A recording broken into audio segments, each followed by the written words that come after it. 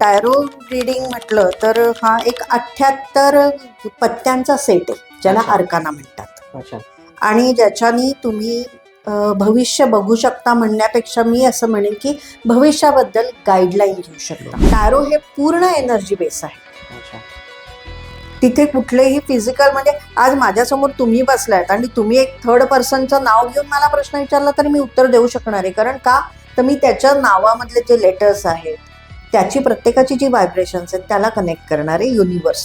तुम्हाला एकदा युनिवर्सशी कनेक्ट व्हायला जमलं की मग जो आत्मा तुमच्यात आहे त्याचाच काही अंश माझ्यात आहे आणि तोच युनिवर्समध्ये परमात्मा आहे. त्यामुळे हे जेव्हा ट्रायंगल तयार होतो तेव्हा ती एक आपण चॅनल म्हणतो तसं त्या चॅनल थ्रू तुम्ही एनर्जी एक्सचेंज सगळी होते. टॅरो हे ना आपल्या कर्मावर बेस आहे की तुम्ही आज जे कर्म करताय त्याचं तुम्हाला फळ काय मिळणार आहे. म्हणून मी मगाशी म्हटलं की टॅरो हे गाईडलाईन, त्याच्या प्रेडिक्शनपेक्षा तुम्ही गाईडलाईन म्हणून त्याचा उपयोग करा. आपल्याला असं वाटतं की हे मी करतोय पण नाही, प्रत्येक गोष्ट ही तुमची डिझाईन केलेली आहे. सोलचा जो एक पॅटर्न आहे तो सगळा ठरवला गेला की या जन्मात तुमच्याकडनं काय करून घ्यायचं. सचिन तेंडुलकर म्युझिशियन नाही होऊ शकत, तो क्रिकेटरच आहे. रविशंकर हे क्रिकेटर नाही होऊ शकले कारण डेस्टिनी त्यांची ती ठरलेली होती आणि युनिव्हर्सची पण ती इच्छा होती. त्यामुळे त्यांचं ते आयुष्य बॅलन्स आहे. तर जेव्हा मी कार्ड्स रीड करते तेव्हा मी एक सिल्क क्लॉथ खाली टाकलेलं असतं, काही क्रिस्टल ठेवलेले असतात जे पृथ्वी तत्व दाखवतात. मी एखादी पंटी तिथे लावते जे अग्नी तत्व दाखवतं, एखादी उदबत्ती तिथे लावते की ज्याने वायू तत्व बॅलन्स होतं. त्याच्यानंतर छोटंसं एखादं रोप तिथे ठेवते की ज्यांनी जलतत्व तुम्ही बॅलन्स करू शकता, किंवा रोज वॉटरची छोटी हे ठेवू शकता. ही तत्व तिची बॅलन्स करायला लागतात कारण टॅरो कार्डमध्ये स्वतः देखील तत्व आहेत, पंचतत्व आहेत.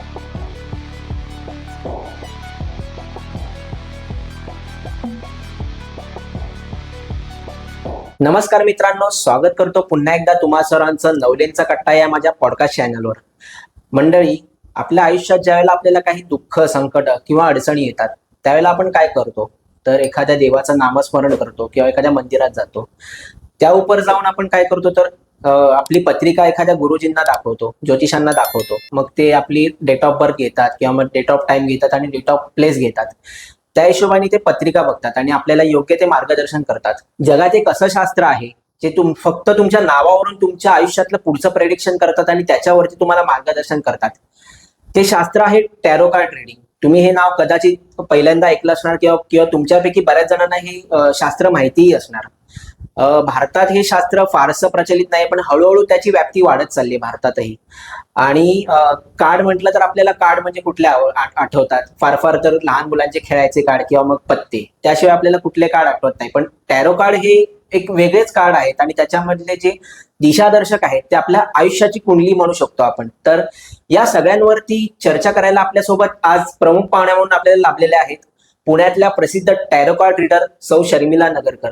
नमस्कार. कसे आहात मॅडम? खूप छान, स्वामींची कृपा आहे. मंडळी, लज्जतदार सोलापुरी पदार्थ या ब्रँड खाली मी माझा छोटासा व्यवसाय सुरू केलाय, ज्यामध्ये मी सोलापूरचे काही घरगुती पदार्थ विकतो. ज्याच्यामध्ये सोलापूरची चविष्ट शेंगदाणा चटणी, त्यासोबत जवसाची चटणी, कारळाची चटणी, गहू आणि रव्याच्या शेवया आणि काळा मसाला यांचा मी छोटासा व्यवसाय करतो. आणि त्यातले 3 चटण्या आपण आज आपल्या प्रमुख पाहुण्यांना भेट म्हणून देणार आहोत. तर सर्वात प्रथम आपण ही कारळाची चटणी देऊया मॅडमला, त्याच्यानंतर ही जवसाची चटणी आणि ही शेंगदाण्याची चटणी. खूप खूप धन्यवाद. मी ऑलरेडी या टेस्ट केलेल्या आहेत आणि मी सगळ्यांनाच अगदी हे जरूर सांगू इच्छिते की अप्रतिम सुरेख अशी याची टेस्ट आहे. बाहेर विकत तुम्हाला मिळतात पण कुठेतरी ते खूप मोठ्या प्रमाणात तयार केल्यामुळे त्याच्यामधला फ्रेशनेस तेवढा नसतो, पण यांच्या चटण्यांमध्ये तो फ्रेशनेस तुम्हाला नक्की जाणवेल. त्यामुळे सगळ्यांनी या ट्राय करा अशी मी सगळ्यांना विनंती करेन. धन्यवाद मॅडम. मंडळी, तुम्हाला हे सगळे पदार्थ जर घरपोच मागवायचे असतील तर इकडे जे डिस्प्लेला जो नंबर शो होतोय आणि खाली डिस्क्रिप्शन बॉक्समध्ये पण नंबर शो होतोय, तर तुम्ही तिकडे कॉल किंवा व्हॉट्सअप करून अवश्य मागू शकता. आता आपण मुख्य पॉडकास्टला सुरुवात करूया. जरूर. मॅडम, तुमचं इंट्रोडक्शन थोडक्यात आपल्या दर्शकांना करून द्या ना. ओके.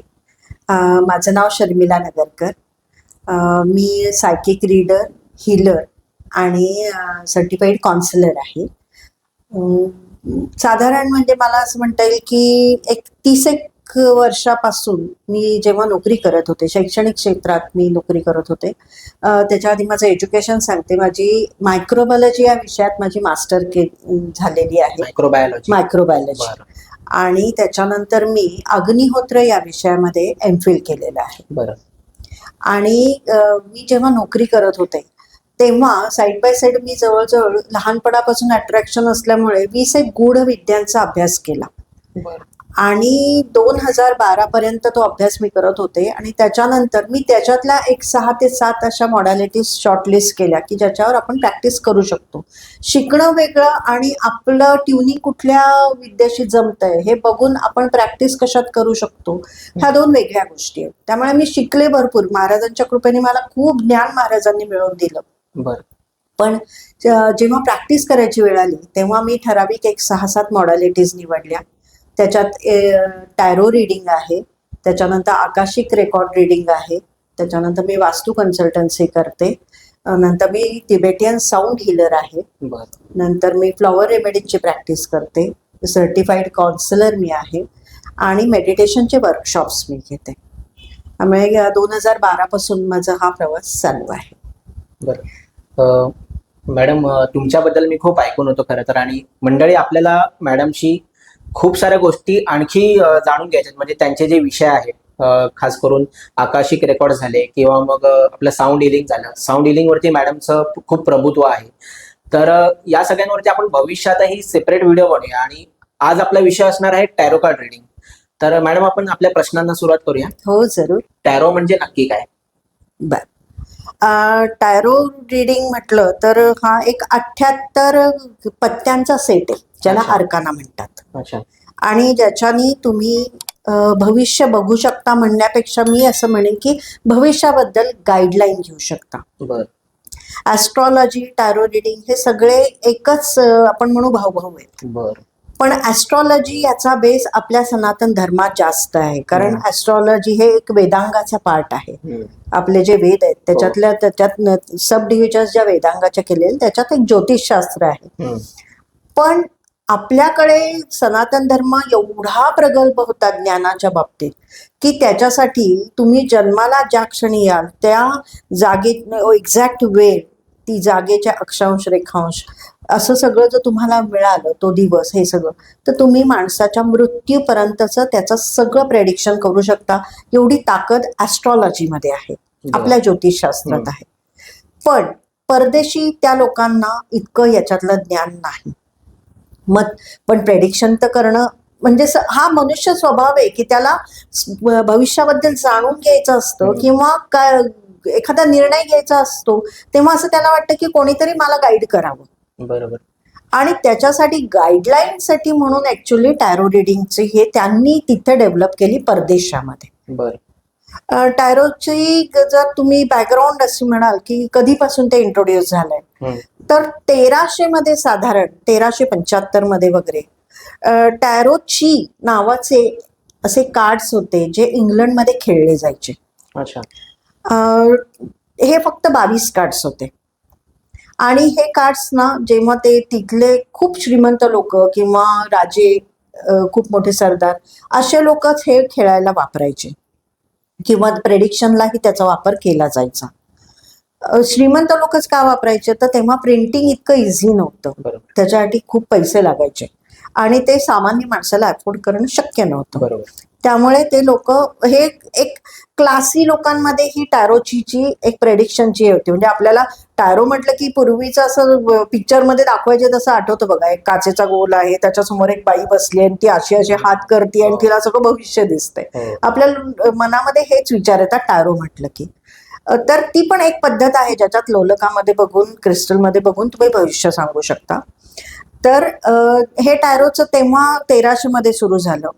साधारण 1500-1600च्या सुमारास इंग्लंड आणि फ्रान्स इथे अकल्ट सायन्समध्ये प्रॅक्टिस करणाऱ्या काही लोकांना त्यांनी असं, म्हणजे त्यांना असं जाणवलं की तेव्हा इंग्लंडमध्ये आणि फ्रान्समध्ये पत्ते, आपण जे पत्ते खेळतो की नाही, 56 पत्ते असतात ना, ते पत्त्यांवरून पण ते भविष्य सांगायचे. अच्छा, त्या आपण जे खेळतो त्या आपण ते जे खेळतो त्या पत्त्यांवर ना ते भविष्य सांगायचे. ओके. आणि मग ते 1300 मध्ये टॅरोची होतं, 1500 मध्ये साधारण 1500 ते 1700च्या मध्ये त्या लोकांनी हे पत्त्याचा कॅट आणि टॅरोची एकत्र केले बरं. आणि त्याच्यावरनं त्यांनी भविष्य सांगायला सुरुवात केली. मग त्या काळामध्ये 78 कार्ड्स झाले, 22 आणि 56 असा तो 78 कार्डचा एक अर्काना तयार झाला ओके. आणि ते टॅरो कार्ड्स म्हणून मग प्रचलित झाले. ओके. त्याच्यानंतर 1900च्या ह्याच्यामध्ये विलियम वॉकर म्हणून एक होता, त्यांनी या पत्त्यांमध्ये, आता आपल्याकडे पत्ते म्हणजे काय, इस्पिक असेल तर एक्का दुरी तिरी हो. राजा राणी गोटू पर्यंत असतो, हो. चौकट आहे, किलवर आहे, बदाम आहे. तसं त्यांनी ना त्यांना इमेजेस द्यायला सुरुवात केली. काही इमेजेस ठराविक त्यांनी दिले की नंबर तर होतेच, त्याचा साईन तर होती, मग त्याला त्यांनी इमेजेस दिले आणि अशा रीतीने फायनली ते टॅरो कार्ड्स तयार झाले. टॅरो कार्ड म्हणजे हे जे कार्ड्स आहेत याच्यामध्ये काही चित्र आहेत, काही साईन्स आहेत, काही सिम्बॉल्स आहेत, त्याच्यावरचे जे कलर्स आहेत ते, नंतर त्याच्यावरचे जे आहेत नंबर्स, हे सगळं मिळून हे गूढ रहस्य आहे. बरं. आणि ते तुम्हाला डिकोड करायला लागतं आणि त्याच्यातून तुम्ही भविष्य प्रेडिक्ट करू शकता.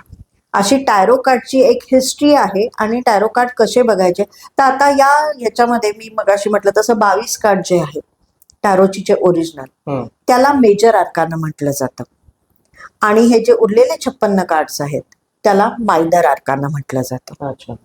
असे त्याचे प्रकार आहेत, पण टोटल ते 78 कार्ड्स आहेत. बरं.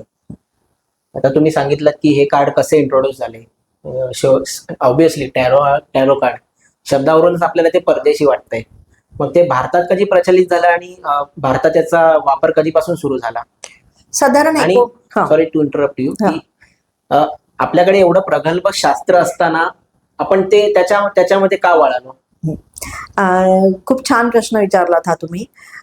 मी याच्यासाठी असं म्हणेन की 1970 पासून भारतामध्ये टॅरोची एंट्री झाली. 1970. हा.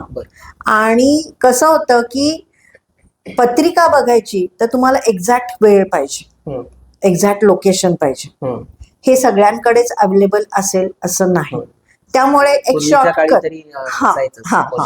शॉर्टकट म्हणून नवीन जनरेशनला आणि वेगळं काहीतरी बाहेरून, आणि त्यात परदेशाहून आलं म्हटल्यावर तर ते डेफिनेटली अट्रॅक्टिव्ह असणारच आहे. आणि शॉर्टकट आहे की गेलं, विचारले प्रश्न, तुम्हाला गाईडलाईन मिळाली, झालं का.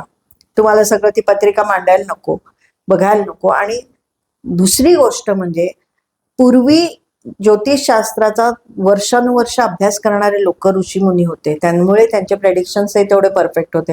आता तेवढा अभ्यास करणारे तरी लोक आहेत का? तुम्ही फक्त काही कॅल्क्युलेशन्स करता आणि मग त्याच्यातून दिसलं राहूची महादशा की अरे बापरे तुम्हाला 7.5 आहे, राहूची महादशा आहे, माणूस अर्धा तिथेच गळतो. शनी म्हटलं कीच माणसातल्या अर्धा उत्साह असतो तो निघून जातो. बापरे मला तर 7.5 म्हणजे काय होणार. असं नाही ना, प्रत्येक ग्रहाचे चांगले आणि वाईट दोन्ही परिणाम आहेत आणि शेवटी ते परिणाम तुमच्या कर्मावर अवलंबून नाही. हे कोणीच लक्षात घेत नाही. असं झालंय की त्याच्यामध्ये मी पण एक म्हणजे असं मला थोडंफार माहिती आहे की भलेही आपल्यावरती त्या ग्रहाच्या महादशा किंवा इतर गोष्टी असल्या किंवा मग आपल्यावरती त्या ग्रहाचा प्रभाव असला, कुठल्या घरामध्ये आहे तुमच्या पत्रिकेत तो ग्रह कुठल्या घरामध्ये बल किती आहे त्याच्यावरती पण गोष्टी असतात ना. म्हणजे जर समजा एखाद्याच्या पत्रिकेत शनी असला किंवा मग मंगळ असला, भले तो चुकीच्या स्थानी असला तरी पण त्याच्यामध्ये जर बलच नसलं तर तो काही प्रभावच देणार नाही, असं मी ऐकून आहे. तर बरोबर आहे, अगदी बरोबर आहे. पण तेवढा डिटेल अभ्यास आजकाल कोणी करतंय का? बरोबर, हाही प्रश्न आहे. 3 महिन्यामध्ये अख्खं कृष्णमूर्ती ज्योतिष शिकवलं जातं. आता कृष्णमूर्ती ही पद्धतच इतकी सखोल ज्ञानाची आहे की तुम्ही कमीत कमी 12 वर्ष त्याचा अभ्यास केला पाहिजे.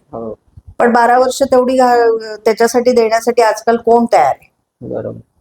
इथे मी 3 महिन्यात 25,000 रुपये देऊन कोर्स कम्प्लीट करतोय आणि 3 महिने 1 दिवस झाला की मी प्रॅक्टिस सुरू करतोय. आज जेव्हा म्हणजे हे टॅरो जेव्हा मी शिकले तेव्हा मी ज्यांच्याकडनं शिकले त्यांनी मला तेव्हाच सांगितलं होतं की तू कमीत कमी 100 लोकांचं टॅरो फ्री कर. आणि बाय गॉड्स ग्रेस म्हणून माझ्या स्वामींची कृपा आहे की मी तेव्हा नोकरी करत होते, तर माझे जेवढे कलिग्स होते ना त्या प्रत्येकाला मी सांगितलं होतं की तुम्ही या माझ्याकडे तुमचे प्रश्न विचारा. मी काही तुमच्याकडनं पैसे तुम्हाला प्रश्नच येत नाही. कोणी मला कधी विचारलंय आणि मी त्याच्याकडनं पैसे घेतले हा विचारच नाहीये. फक्त मला प्रॅक्टिस करायची, तर तुम्ही या आणि मला तुमचे नंतरचे हे सांगा की तुम्हाला याचा उपयोग झाला का. तर मला त्याचा खूप फायदा झाला. आणि डायरोचं काय किंवा कुठलीही जेव्हा तुम्ही गोष्ट शिकता तेव्हा तुम्ही जेवढी प्रॅक्टिस करता, आता तसं म्हटलं तर इंजिनिअरिंग मध्ये पण आहेच ना, की इंजिनियर लोक म्हणतातच ना की आम्ही जे शिकलो ते आम्हाला प्रॅक्टिस कर, म्हणजे नोकरी करताना त्याचा काही उपयोग नाही. सगळ्या क्षेत्रात असंच झालं, अपग्रेडेशन पण होत चाललंय. एक्झॅक्टली. त्यामुळे तुम्ही जेवढी प्रॅक्टिस कराल तेवढाच तुम्हाला कामामध्ये त्याचा फायदा होणार आहे. तुम्ही किती शिकताय याच्यापेक्षा. बरोबर. आणि जेव्हा तुम्ही प्रॅक्टिस करता तेव्हा कुठेतरी तुम्ही युनिव्हर्स मधल्या त्या एनर्जीशी कनेक्ट होता आणि म्हणून तुम्हाला परफेक्शन यायला सुरुवात होते. टॅरो हे पूर्ण एनर्जी बेस आहे. तिथे कुठलेही फिजिकल, म्हणजे आज माझ्यासमोर तुम्ही बसलायत आणि तुम्ही एक थर्ड पर्सनचं नाव घेऊन मला प्रश्न विचारला तरी मी उत्तर देऊ शकणार आहे. कारण का, तर मी त्याच्या नावामधले जे लेटर्स आहेत त्याची प्रत्येकाची जी व्हायब्रेशन्स आहेत त्याला कनेक्ट करणारे युनिव्हर्स, म्हणून मी ते उत्तर देऊ शकते. असं म्हणजे एक प्रकारचा सायन्सच आहे. हो हो, सायन्सच आहे. प्रत्येक गोष्टी मागे सायन्स आहे. विदाउट सायन्स कुठलेच सगळं हे व्हायब्रेशनल लेवलला चालतं. बरं, मला हे विचारायचं होतं, ज्या वेळेला आपण आपल्या ट्रॅडिशनल भविष्याचा अभ्यास करतो किंवा मग ज्या वेळेला आपण ज्योतिषाकडे जातो, त्याला मगाशीच आपण उल्लेख केलेला आपल्या इंट्रोडक्शन मध्येच की जातकाची माहिती, जसं की त्याचं date of birth, date of place आणि डेट ऑफ टाइम हे असलं तरच आपण त्याचं भविष्य ॲक्युरेटली सांगू शकतो त्याला. पण टॅरोमध्ये अशी कुठली गोष्ट आहे की समोरच्याचं तुम्ही भविष्य सांगू शकता? मी म्हटलं आता तुम्हाला, जस्ट मी आधीच बोलले तसं, की त्या व्यक्तीचं नाव जेव्हा माझ्या समोर येतं तेव्हा त्या नावामधली लेटर, त्या प्रत्येक लेटरला स्वतःचा एक काहीतरी व्हायब्रेशन आहे. त्याच्यानंतर म्हणजे आपलं माझं स्वतःचं नाव, तुमचं स्वतःचं नाव नाही, ज्या व्यक्तीच्या बद्दल तुम्ही विचारताय मी त्याला कनेक्ट होणार ना. ओके. त्या व्यक्तीचं नाव, त्याच्यानंतर मॅक्स मी विचारलं तर बर्थ डेट विचारते, ती पण काही कधी लागतेच असं नाही. पण नुसत्या नावावर देखील, कारण प्रत्येक नावाला व्हायब्रेशन पण आहे आणि नंबर पण आहे, म्हणजे न्यूमरॉलॉजीनी पण बघितलं जातं. आणि दुसरी गोष्ट अशी महत्वाची मी सांगेन की हे इंट्युटिव्ह पॉवरवर खूप गोष्टी याच्यात आहेत. म्हणजे जवळजवळ मी म्हणेन की 99.9% इंट्युटिव्ह पॉवरवरच तुम्ही टॅरो कार्ड्स बघता. तुम्हाला एकदा युनिव्हर्सशी कनेक्ट व्हायला जमलं की मग जो आत्मा तुमच्यात आहे त्याचाच काही अंश माझ्यात आहे आणि तोच युनिव्हर्समध्ये परमात्मा आहे. त्यामुळे हे जेव्हा ट्रायंगल तयार होतो तेव्हा ती एक आपण चॅनल म्हणतो, तसं त्या चॅनल थ्रू तुम्ही एनर्जी एक्सचेंज सगळी होते. आपण ज्यावेळेला भविष्य बघतो, ट्रेडिशनल भविष्य, त्याच्यामध्ये आपल्याला तुम्ही जसं मगाशी म्हणालेला की आपल्या मृत्यूपर्यंतच्या गोष्टी आपल्याला कळू शकतात, पण टॅरोमध्ये अशा काही स्पेसिफिक कालावधी आहे की मृत्यूपर्यंतचं आपल्याला भविष्य कळू शकतं? नाही. टॅरोच्या बाबतीत मी नेहमी असं सांगते की तुम्ही त्याचा आधार घ्या, आश्रय नका घेऊ. कसं की टॅरो हे लिमिटेड तुम्हाला एक कालावधीपर्यंत तुम्हाला सांगू शकतं. प्रॅक्टिकल लाईफमध्ये जेव्हा तुम्हाला एखादा निर्णय घ्यायचा असतो, तुमची द्विधा मनस्थिती असते की आता मी समजा फॉर एक्झाम्पल असं म्हणता येईल आपल्याला की 10वी पास झालेला एक मुलगा आहे, त्याला कन्फ्युजन आहे की मी सायन्स घेऊ का कॉमर्स घेऊ. मग अशा वेळेस तो येऊन विचारू शकतो की मला सुटेबल कुठली ब्रँच आहे. मला आता दोन्ही योग्य वाटतात, पण मला सुटेबल कुठली आहे माझ्या फ्युचरच्या दृष्टीने, तिथे त्याला टॅरोचंही मिळतं. किंवा समजा रिलेशनशिपच्या बाबतीत असं होतं की पार्टनर बद्दल तुम्हाला जर काही विचारायचं असेल तर तिथे तुम्हाला टॅरो खूप चांगले उपयोगी पडतात. टॅरो रिडिंगचं मी म्हणेन की मॅक्झिमम तुम्ही 1 वर्षापर्यंत प्रेडिक्शन करू शकता. टॅरो हे ना आपल्या कर्मावर बेस आहे की तुम्ही आज जे कर्म करताय त्याचं तुम्हाला फळ काय मिळणार आहे. म्हणून मी मगाशी म्हटलं की टॅरो हे गाईडलाईन आहे, त्याच्या प्रेडिक्शनपेक्षा तुम्ही गाईडलाईन म्हणून त्याचा उपयोग करा. मी जसं तुम्हाला याचं उदाहरण दिलं की सायन्स कॉमर्स घ्यावं, किंवा नोकरीमध्ये मला बऱ्याच वेळा असे येतात क्लायंट्स की जे आम्हाला 2 ठिकाणून ऑपॉर्च्युनिटी आली, मग याच्यातलं मी काय सिलेक्ट करू, मग तो तिथे उत्तर दिला होतं. म्हणजे करंट सिच्युएशन मधले प्रॉब्लेम, करंट सिच्युएशन मध्ये मी कुठला निर्णय घेऊ हे तुम्हाला टॅरो मधनं कळतं. लॉंग टर्म मधले नाही, कारण त्याला लिमिटेशन्स तेवढी आहेत. अच्छा. आज तुम्ही कर्म म्हणजे समजा तुम्हाला दोन्ही घ्यायचंय, सायन्सही चालणार आहे, कॉमर्सही चालणार आहे, पण तुम्ही अभ्यास किती करताय? तर तुम्हालाही माहितीये की 85% पुढे आपल्याला सायन्सला ऍडमिशन मिळणार आहे. त्यामुळे आज तुम्ही अभ्यास केलात तर तुम्हाला सायन्सला जाताय, म्हणजे हे कर्मावर अवलंबून आलं की नाही? असे इथे हे वापरला जातो ओके. टॅरोचा. पण लॉंग टर्म साठी आपण लॉंग टर्म साठी नाही, लॉंग टर्म साठी तुम्हाला ऍस्ट्रॉलॉजी शिवाय पर्याय नाही. Okay okay. म्हणजे आपले टॅरो जे आहेत ते फक्त भविष्य सांगतं की त्या उपर जाऊन तुम्ही मार्गदर्शनही करू शकता? मार्गदर्शनच जास्त सांगतं. भविष्य सांगण्यापेक्षा मार्गदर्शन जास्त चांगलं तुम्हाला टॅरो मधनं मिळू शकतं. आपल्या पत्रिकेमध्ये तुम्हाला जन्मापासून ते मृत्यूपर्यंतचा सगळा असा एक पाढा मिळतो, पण टॅरो मध्ये तुम्हाला ते आत्ता पुढे तुम्ही काय करा याचं सगळं व्यवस्थित तुम्हाला गाईडलाईन मिळू शकतं. आता बऱ्यापैकी आपल्याला टॅरो बद्दल माहिती मिळाली, पण मग त्याचं प्रेडिक्शन तुम्ही कसं करता? मी जेव्हा टॅरो रिडिंग करते, टॅरो रिडिंग करण्याचे ना पण काही नियम आहेत. असं नाहीये की तुम्ही कार्ड टाकलेत असं नाही. त्याच्यासाठी तुम्हाला पंचतत्व त्याच्या बरोबरीने बॅलन्स करायला लागतात. म्हणजे टॅरो कार्ड जेव्हा तुम्ही ठेवता तेव्हा ते एखाद्या सिल्कच्या कपड्यात ठेवावे. अच्छा. त्याच्यानंतर की सिल्क का, तर सिल्कमध्ये इलेक्ट्रिसिटी आहे. अच्छा. आपण तुम्ही बघितलं तर तडतड आवाज पण येतो कधी हो, कधी हो. सिल्क मधनं. आपण आपण हात जेव्हा लावला तरी आपल्याला कधी. म्हणजे त्याच्यात इलेक्ट्रिसिटी आहे, म्हणजे it's a good conductor of energy. Okay. मग तुम्हाला त्याच्यात ते ठेवले तर ती एनर्जी जी कार्ड मध्ये आहे ती खेळत राहते, ओके. डेड होत नाही. त्याच्यानंतर जेव्हा मी कार्ड्स रीड करते तेव्हा मी एक सिल्क क्लॉथ खाली टाकलेलं असतं, काही क्रिस्टल ठेवलेले असतात जे पृथ्वी तत्व दाखवतात. मी एखादी पंटी तिथे लावते जे अग्नी तत्व दाखवतं. एखादी उदबत्ती तिथे लावते की ज्याने वायू तत्व बॅलन्स होतं. त्याच्यानंतर छोटंसं एखादं रोप तिथे ठेवते की ज्यांनी जलतत्व तुम्ही बॅलन्स करू शकता, किंवा रोज वॉटरची छोटी हे ठेवू शकता. ही तत्व तिची बॅलन्स करायला लागतात, कारण टॅरो कार्डमध्ये स्वतः देखील तत्व आहेत, पंचतत्व आहेत. टॅरो कार्डमध्ये मी जे मायनर आर्काना तुम्हाला म्हटलं, तर पत्त्यांच्या कॅटमध्ये कुठले 4 असतात? चौकट, इस्पिक, बदाम आणि चौथं काय आहे? ते किलवर. आजकाल सवय राहिली नाही पत्ते खेळायची, त्यामुळे आठवत पण नाही असं झालंय. हे प्रत्येक हे ना टॅरो कार्ड मधल्या याच्याशी रिलेटेड आहे. जसं चौकट आहे, चौकटला इंग्लिशमध्ये काय म्हणतात? डायमंड. ओके. ज्याचा टॅरो कार्ड मध्ये पेंटॅकल म्हणून कार्ड बघितलं जातं. अच्छा. Which is related with money. Okay. त्याचं तत्व कुठलं आहे पेंटॅकलचं? अग्नी तत्व आहे. अच्छा. त्याच्यानंतर येतं स्वॉर्ड. स्वॉर्ड म्हणजे तलवार. तलवार ही तुम्हाला काय दाखवते? तर राजा महाराजांच्या हातात पूर्वी तलवार असायची, बरोबर? तर तलवार ही तुम्हाला इस्पिक दाखवते.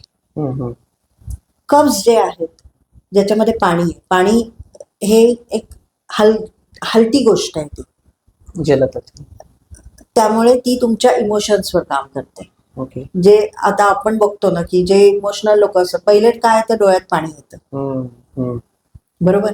आणि किलवर जे आहेत हे वाण आहेत, वाण म्हणतात त्याला, म्हणजे ते मेणबत्ती सारखे दाखवलेले आहेत. असे हे पत्त्यांच्या कॅट मधल्या 4 हे मायनर आर्कानामध्ये आहेत. त्या प्रत्येकाचं एक तत्व आहे. तसंच आपले हे जे 4 मायनर आर्काना आहेत हे आपल्या ब्राह्मण, वैश्य, क्षत्रिय आणि शूद्र याच्याशी पण रिलेट करतात. अच्छा. त्याच्यातले जे कप्स आहेत ते ब्राह्मण म्हटले जातात, ज्या स्वॉर्ड्स आहेत ते क्षत्रिय म्हटले जातात. स्वॉर्ड म्हणजे लढाई, लढवय्या कोण आहे? क्षत्रिय. पेंटॅकल आहे, पेंटॅकल म्हणजे पैसा, पैसा म्हणजे वैश्य, व्यापार करणारे. आणि वाण हे काय आहे? किलवर किंवा शूद्र म्हटले. तर शूद्र का? कारण वाण तुम्ही काठी हातातली तुम्ही कशीही फिरवू शकता, किंवा काठी तुम्ही इकडून रोवलीत, तिकडे काढलीत, दुसरीकडे रोवली, सोपं आहे, हलवणं सोपं आहे. शूद्र हा ना फक्त आजचा विचार करतो. ओके. शूद्र म्हणजे इथे क्षुद्र अशा याने न बघता आपण ना कामगार वर्गाचं, की तो काय करतो? तो आज आहे, आज कमवतो, आज खातो, झोपतो, उद्याची चिंता तो करत नाही. उद्या काम मिळालं तर उद्या जेवेन, नाही तर उद्या उपास. तसं वैश्याचं असतं का नाही? त्याला एक स्टॅबिलिटी आहे.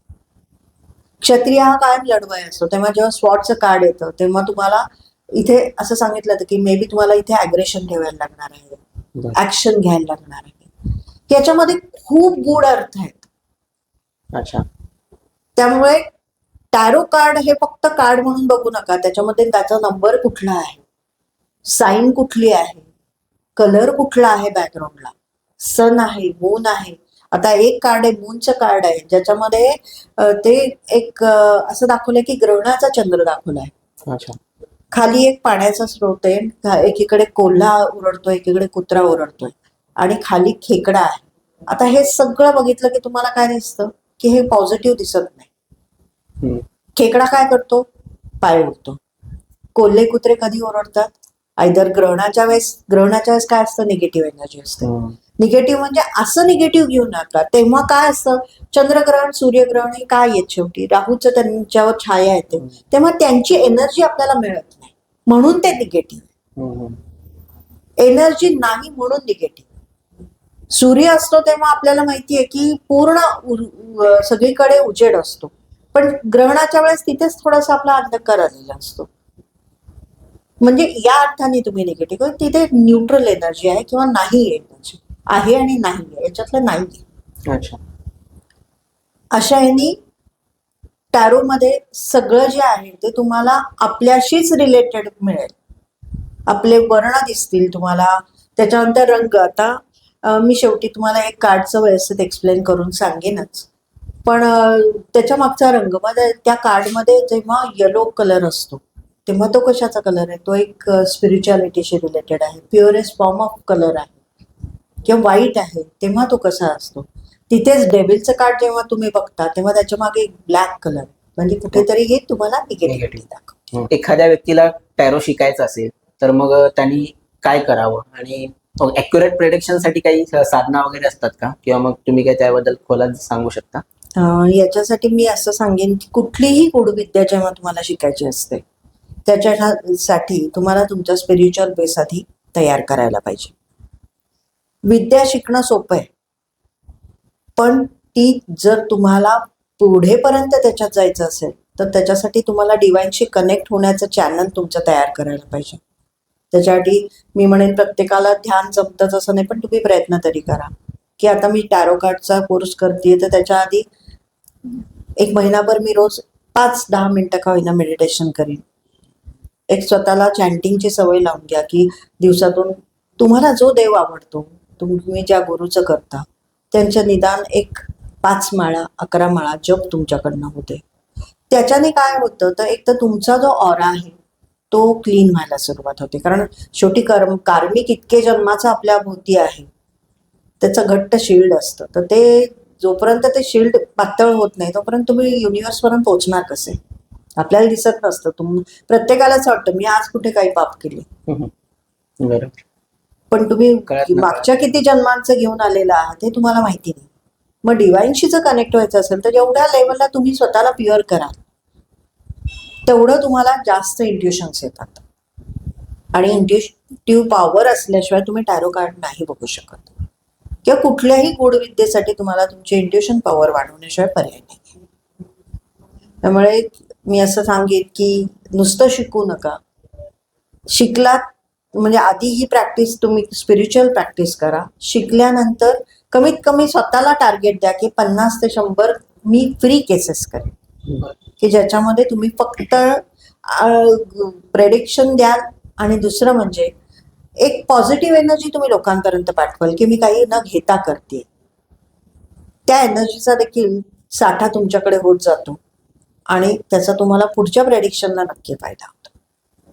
आता तुम्ही शिकण्याचा उल्लेख केला, तर मग त्याचा काही कालावधी असतो का? हो, ऍक्च्युअली 3 दिवसात तुम्ही शिकू शकता. 3 दिवसात? हो, मिनिमम 3, कारण 78 कार्ड आहेत.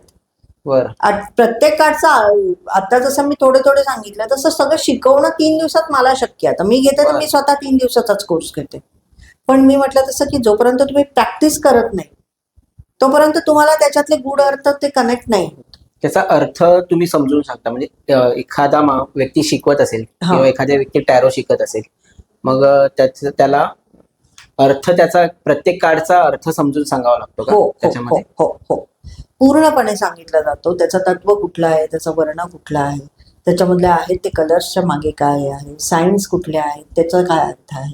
आता मी याच्यावर एक तुम्हाला असं सांगेन की मेजर आर्कानामधलं पहिलं जे कार्ड आहे फुलचं, हे कार्ड तुम्ही दाखवा. म्हणजे मी तुम्हाला त्याचं हे दाखवते किंवा नेटवर नाही तुम्हाला फुलचं कार्ड मिळेल, बरं, ते तुम्ही तिथे आत्ता दाखवा. म्हणजे मग तुम्हाला मी जे एक्सप्लेन करते ते कळेल. चालेल. या कार्डमध्ये काय आहे तर हे पहिलं कार्ड आहे. अतिशय पॉझिटिव्ह कार्ड समजलं जातं. याचा नंबर काय आहे? 0. 0 म्हणजे काय? इन्फिनिटी, की ज्याला कुठलंच लिमिट नाही आहे. बरं, त्यामुळे न्यूमरॉलॉजिकली हा अतिशय पॉझिटिव्ह नंबर आहे. दुसरं म्हणजे त्याच्यात काय दाखवलंय तर एक विदूषक दाखवलाय. अच्छा. विदूषक आहे जो वर बघतोय, त्यांनी रंगीबेरंगी कपडे घातलेत.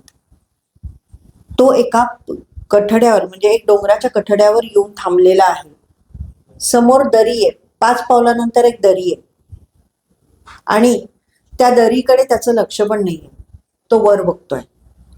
त्याच्याबरोबर एक कुत्रा आहे आणि मागे पूर्ण पिवळा लाईट आहे आणि सूर्य दिसतोय. त्याच्यानंतर आकाशामध्ये एक घार दिसते, ईगल दिसतोय. आता हे झालं कार्ड. तर याचे अर्थ कसे लावायचे हे मी तुम्हाला सांगते. पहिलं म्हणजे ती व्यक्ती, तो माणूस जो दाखवलाय तो वर बघतोय. मला सांगा, आपण वर कधी बघतो? जेव्हा आपण एखादी गोष्टीची सुरुवात करणार असतो तेव्हा आपण परमेश्वराला वर हात जोडतो. आपल्याला असं एक लहानपणापासून हे आपल्यावर संस्कार आहेत की देव कुठे? आकाशात. बरोबर. त्यामुळे तो वर बघतोय याचा अर्थ काय? तो देवाकडे बघतोय, त्याने सरेंडर केलेलं आहे. रंगीबेरंगी कपडे घातलेत याचे 2 अर्थ होतात. एक तर तो मनमौजी विदूषकासारखा, त्याला कशाचीच काही पडलेली नाही. दुसरं म्हणजे तो केअरलेसपणे, कारण तो वर बघतोय, खाली दरी आहे, त्याचं दरीकडे लक्षच नाही. इथे पण 2 अर्थ आहेत की तो एक तर म्हणजे त्यांनी सरेंडर केलंय आणि दुसरा म्हणजे तो केअरलेस आहे. अच्छा. हे असे अर्थ तुम्हाला घ्यायला लागतात. ओके. त्याच्यानंतर पिवळा रंग आहे मागे. पिवळा रंग हा स्पिरिच्युअलिटी दाखवतो बरं. किंवा गुरु दाखवतो. गुरुचा रंग पिवळा आहे. सूर्य आहे मागे, सूर्य पॉझिटिव्हिटी आहे. घार आहे, घार दाखवते एक स्ट्रेंथ दाखवते. घार किती उंचावर उडत असते पण ती बारीक छोटीशी गोष्ट पण खाली तिला कळते, तिची स्ट्रेंथ येते. त्याच्यानंतर त्याच्याबरोबर एक कुत्रा आहे. म्हणजे कुत्रा हे कसलं इंडिकेशन आहे? लॉयल्टीचं इंडिकेशन. अच्छा. म्हणजे तुझ्या बरोबर जो माणूस आहे तो तुला लॉयल आहे. त्याच्या हातात काठी आहे. काठी काय दाखवतीये की तो ती वेळ आली तर तिचा सपोर्ट घेऊ शकतो, पण आता त्याने ती फक्त काठी धरलेली आहे. म्हणजे आता त्याला त्या सपोर्टची गरज नाही. हे एका कार्डवरनं तुम्हाला इतक्या गोष्टी मिळाल्या. बरं. म्हणजे आपल्याला प्रत्येक गोष्टीचे लॉजिक पण त्याच्यामध्ये एक्झॅक्ट माहिती असायला पाहिजे. आता इथे फुल, त्या कार्डचं नावच फुल आहे. अच्छा. फुल म्हणजे वेडा पण म्हणू शकतो, फुल म्हणजे इनोसंट पण म्हणू शकतो. लहान मुलं कशी असतात, हो. आणि लहान मुलांमध्येच आपण म्हणतो ना की देव सगळ्यात त्यांच्या जवळ असतो. म्हणजे हे कार्ड किती पॉझिटिव्हिटी दाखवतं. आणि मी असं म्हणेन की मेजर आर्काना जो आहे ना तो 0 पासून 22 पर्यंत पूर्ण तुमचा लाईफचा स्पॅन, म्हणजे सगळ्या लाईफ मधल्या मेजर घटना तुम्हाला मेजर कुठनं कळतात, मेजर आर्कानामधनं कळतात. आणि छोट्या छोट्या म्हणजे ज्या तुमच्या कर्माशी रिलेटेड आहेत त्या तुम्हाला मायनर आर्कानामधनं कळतात. जे मी 4 आज सांगितलं तुम्हाला, वाण, पेंटॅकल, त्याच्यानंतर स्वॉर्ड आणि कप्स. हे तुम्हाला तुमच्या रोजच्या जीवनात तुम्ही जे कर्म करताय किंवा गाईडलाईन आम्ही त्याच्यासाठी तुम्हाला हे सांगितलं. आता तुम्ही अगोदरच्या प्रश्नालाच लागून मला विचारायचंय, तुम्ही उल्लेख केलात ऑरा, इंट्युशन, तर याबद्दल थोडक्यात समजून सांगा. आणि ते कार्ड्स कसे काम करतात नक्की, आणि त्याच्यामध्ये सबकॉन्शियस माइंडचा कसा उपयोग होतो? इथे सबकॉन्शियस माइंडच्या बाबतीत मी असं म्हणेन की परमात्मा आणि आत्मा याचा जो संबंध आहे तो इथे जोडला जातो. म्हणजे ज्या बाहेर जी एनर्जी आहे त्यातलाच काही अंश आपल्या हात आहे. मग तुम्हाला फक्त काय करायचं, ते कनेक्शन जोडायचं आणि ते बटन दाबायचं. ओके. की तुम्ही कनेक्ट होता. म्हणजे माझी जी पद्धत आहे त्याच्यामध्ये जेव्हा माझ्याकडे एखादी व्यक्ती येते टॅरो रिडिंगसाठी तेव्हा मी पहिल्यांदा तो स्प्रेड करते कार्ड्सचा, स्प्रेड करते आणि त्याच्यानंतर मी त्याचं नाव घेऊन फक्त 2 कार्ड काढते, कुठलाही प्रश्न न विचारता. I just want to connect that person with that cards. फक्त तुमच्या कनेक्शनसाठी ते 2 कार्ड काढले जातात. बरं. बऱ्याच वेळा असं होतं, म्हणजे बऱ्याच म्हणण्यापेक्षा 99% असं झालेलं असतं की ती व्यक्ती जो प्रॉब्लेम घेऊन आलेली असते त्याच्या रिलेटेडच ते कार्ड आलेले असतात. ओके. पण त्याला प्रश्न काहीच नसतो, जस्ट कनेक्ट होतात ते कनेक्शन केलं गेलं की मी म्हटलं तसं हे एनर्जी लेवलवरच आहे सगळं. ती व्यक्ती मधलं तिचे कार्मिक एनर्जी, तिचे विचार हे डिवाइनला सगळे कळत असतात ना. हम्म, आपल्याला माहिती नाहीये पण डिवाइनला माहिती आहे, त्यामुळे उत्तर येतात ते तिथूनच येतात ना. हम्म. मला देखील नुसतं कार्ड बघितलंय आणि आलंय उत्तर असं नाही. याच्यासाठी इंट्युशन तुम्हाला पाहिजेच पाहिजे, हम्म, हम्म, त्याशिवाय तुम्ही नाही करू शकत. हम्म. इंट्युशनवरच तुम्हाला कळतं की समोरच्या व्यक्तीचं. बऱ्याच वेळा असं होतं की न विचारलेली गोष्ट पण त्यांना उत्तर मिळतं. ते म्हणतात अहो माझा पुढचा प्रश्न हाच होता, तुम्ही आधीच उत्तर दिलं. हम्म. मग हे कसं होतं? कारण डिवाइनला माहिती असतं ना काय ते. मी म्हणजे तुमच्या रिडिंगच्या वेळेला मी बघितलेलं, तुम्ही ज्यावेळेला तुम्ही कार्ड स्प्रेड करता आणि एखादा कार्ड तुम्ही काढत असता, तुमच्या खेचायला जाता पण थांबता आणि लगेच एक 2 सेकंदांनी तुम्ही दुसरा कार्ड काढता आणि ते ऍक्युरेट निघतं. मग त्याच्या मागे काय लॉजिक आहे नक्की? म्हणजे मलाही हा प्रश्न पडलेला की तुम्हाला विचारू म्हटलं. आता पॉडकास्टच्या निमित्ताने मी तुम्हाला हा प्रश्न विचारतोय. परत ते सिग्नल्स इंट्युशन्स असतात. हा. पहिलं काढायला जाते तेव्हा मे बी तुमचं कार्मिकचा हिशोब चालू असतो किंवा ते शर्मिला काढायला जाते. ओके. पण ते इंट्युशन पॉवर सांगते नाही, हे याच्यासाठी योग्य नाही आहे, हे उचल. म्हणजे हे मला खूप अनुभव येतात. आता हे असं मी एक्सप्लेन नाही करू शकत. हो. ही स्पिरिच्युअलिटी ही अनुभवण्याची गोष्ट आहे. बरोबर. पण माझ्या गुरूंच्या कृपेने मला सतत ते असं त्यांच्या थ्रू, त्या एनर्जी थ्रू मला या सगळ्याचा उपयोग होत असतो. आता आपण इंट्युशनचं म्हणालात, म्हणजे इंट्युशन वरती आपण बोलतोय, तर माझा प्रश्न पुढचा तोच होता की टॅरो कार्ड रीडरला त्याचं इंट्युशन वाढवण्यासाठी काय करावं लागेल? मेडिटेशन. एकच उत्तर, मेडिटेशन. त्याच्याबद्दल आपण बोललेलो. हो. मेडिटेशन मध्ये काय म्हणजे होतं खरं सांगायचं तर, मेडिटेशन मध्ये ना म्हणजे सद्गुरू हे म्हटलेले त्यांचं एक वाक्य मला खूप आवडतं की मेडिटेशन जेव्हा तुम्ही करता तेव्हा तुम्ही मृत्यूला बघून येता. ओके. की ती स्टेज पहिल्या दिवशी नाही जमणार तुम्हाला, पण ती स्टेज जसं जसं तुम्ही करत जाल तसं तसं तुम्हाला तुमच्या मृत्यू म्हणजे काय आहे, तो आत्मा शरीराच्या बाहेर पडला की शिवाचा शव झाला ना. हम्म.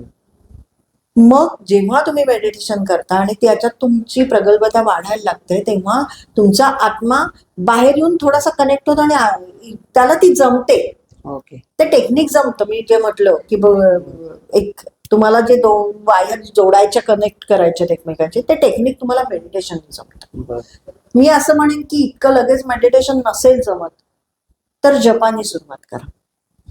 कारण आपल्या रोजच्या रुटीन मध्ये इतकं पटकन मेडिटेशन म्हणजे हा सगळ्यांनाच, मी स्वतः मेडिटेशनचे वर्कशॉप्स घेते त्यामुळे 80% लोकांचा हाच प्रॉब्लेम असतो की आम्ही डोळे मिटले की आमच्या डोक्यात जास्त विचार येतात.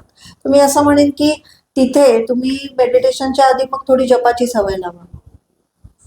मन शांत करायच्या आधी शरीराला तर एका ठिकाणी बसवायची सवय लावा, कारण तेच पहिले बसत नाही. मन खूप लांबची गोष्ट आहे. बरोबर. आधी शरीराला 10 मिनिटं एका ठिकाणी 10 माळा करायला जेव्हा शिकवाल त्याच्यानंतर काही काळाने तुम्हाला मनाची शांतता जाणवायला सुरुवात होईल. किंवा जप करता करता एक क्षण का होईना असा येईल की जेव्हा तुम्ही पटकन कनेक्ट व्हाल. तो मेडिटेशनचा क्षण. आता तुम्ही तुमच्या समोर एखादा व्यक्ती बसलाय ज्याचं तुम्हाला रिडिंग करायचंय, तर मग त्या व्यक्तीने कुठले कुठले प्रश्न विचारणं तुम्हाला अपेक्षित असतं? म्हणजे नोकरी, व्यवसाय किंवा मग शिक्षण, लग्न, हे तर तुमचे 99% कदाचित असतीलच. मग त्याच्या व्यतिरिक्त आणखी तुमचे अनुभव काय आहेत त्याच्या बाबतीत, किंवा मग याच्या व्यतिरिक्त आणखी प्रश्न विचारणं अपेक्षित असतं का?